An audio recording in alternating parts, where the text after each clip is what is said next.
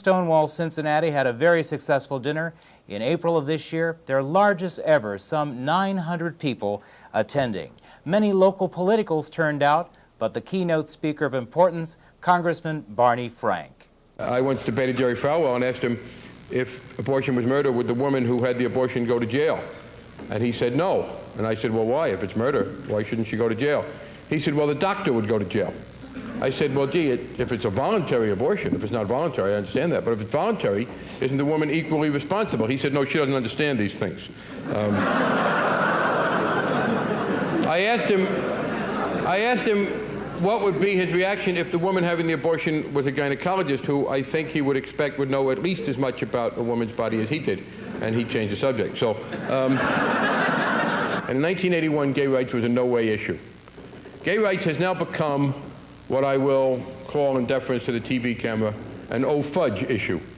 We will be sitting in a cloakroom, and the successor to Congressman McDonald, a gentleman named William Dannemeyer from California, who is the current anti-gay crusader, we have a tradition, because we have to work with each other, of never saying rude things about each other.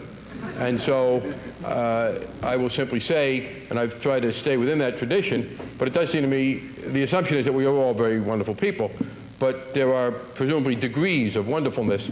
And I can tell you that Mr. Dannemeyer is not considered to have one of the 433 best intellects in the House of Representatives. We are not each other's enemies.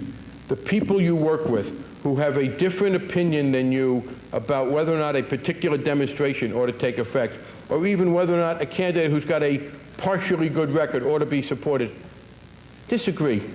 But don't fall into the trap of impugning each other's motives, of denying each other's humanity, of undercutting each other's position of commitment to the cause. We are not each other's enemy. The enemy are the bigots who are still out there, and the people who are indifferent to bigotry. And it is essential, as we continue, to recognize the legitimacy of differences of opinion on strategy and tactics. They will happen, but they are happening within a context of us moving forward. But I would want you to borrow the one-night stand attitude is an appropriate one when you have to vote for a candidate.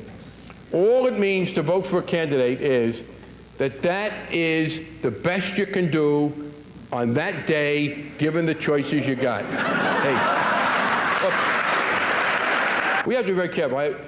We, of all people, should never be prejudiced. And I have, in the past, slipped into occasional error by talking about his being born again as if that was something to be held against him. So I've now worked it out in my own mind. We have no right to be critical of Pat Robinson's being born again.